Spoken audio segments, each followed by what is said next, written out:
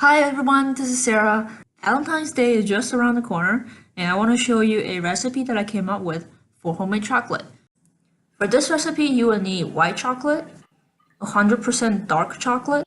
You don't have to use 100%, but I like it.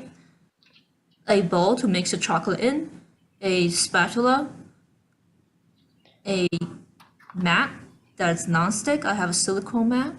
You can also use parchment paper. You're going to need a pot with water in it if you don't have the microwave and you want to use the double boiler method to heat your chocolate, or you can just use a microwave. Either method is okay as long as you don't overheat it, because it will take a lot longer later for the chocolate to cool down to the right temperature. While you wait for the bowl to heat up, you can go ahead and break or grind or chop or cut your dark chocolate into smaller pieces. Once the water starts to boil, you can put in your white chocolate to heat them, and I will also turn off the heat at this time because there will be enough residual heat in the water to heat the rest of the chocolate. I have heated the bowl in the microwave for about 3 minutes, and I decided to use the hot bowl to melt my chocolate because I don't want to risk burning the chocolate in the microwave. The screen on the left is actually my failed attempt. I had kept the heat on for way too long. I really should have turned off the heat probably after I added half of the chocolate in and just used the residual heat to heat up the rest of the chocolate. You will see later that it was way too hot and I ran out of patience waiting for it to cool down and it just turned into a brown mess. Either way, you should add your chocolate a few pieces at a time and keep on stirring it to make sure it melts. And it's always better to add a little bit more heat when there's not enough versus the other way around. So if you're using the double boiler method, I would really recommend melting half of the chocolate on the heat, take the bowl off the heat completely, and then put the rest of the chocolate in, melting it using the residual heat. If you're using the microwave method, I will recommend microwaving the bowl first. Use the bowl to melt the chocolate and stir it, add in a bit more chocolate at a time. And if you find out that the bowl is losing too much heat, you don't have enough heat to melt the rest of your chocolate, you can put the bowl in and microwave it for no more than 30 seconds at a time. I would recommend 10 to start with, just in case you overheat it.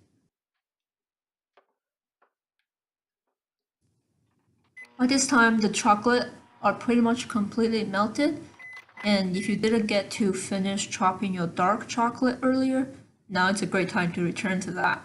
But make sure you don't forget about the white chocolate. We want to make sure that you're stirring it while it cools through the melting temperature. So I'm going to check back on in maybe like 2 minutes or so to see how it's doing. Let's look at the microwave method one first. As you're stirring the chocolate, you want to pull it up and observe it as it falls back into the bowl. You know it's cool enough when it's forming these ribbons and the ribbons are stacking on top of each other as it falls. And this is when you can start to test to see if the dark chocolate will melt when you put it in the white chocolate.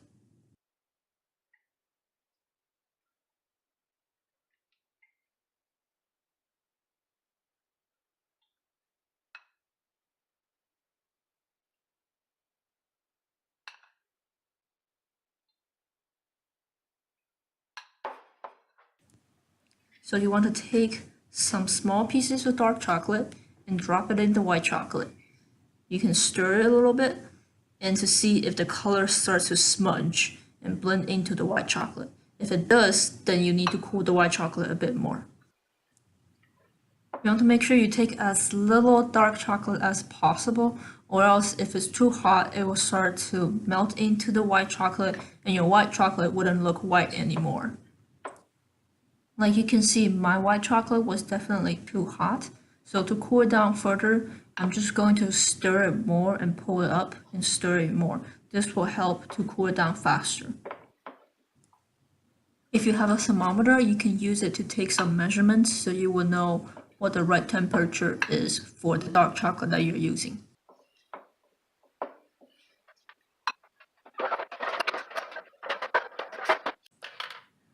Okay, while we wait for the thermometer to get a good reading, let me show you on the left what not to do.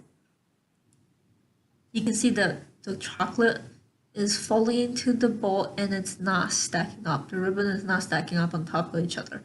So it's clearly too hot. And put it in the chocolate at this point, it will just melt all of them. And I'll end up with a brown mess, like I told you earlier. There's nothing really wrong with that. It's just not really what I was looking for.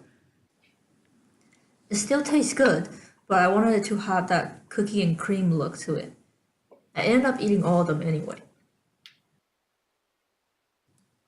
And on the right side here, the temperature has pretty much stopped increasing and it's reading at around 99 degrees Fahrenheit. That's about 37 degrees Celsius. I know that's definitely too hot because chocolate usually melts between 86 and 90 degrees Fahrenheit. That's 30 degrees to 32 degrees Celsius. So I'm just going to keep stirring it to help it cool down more.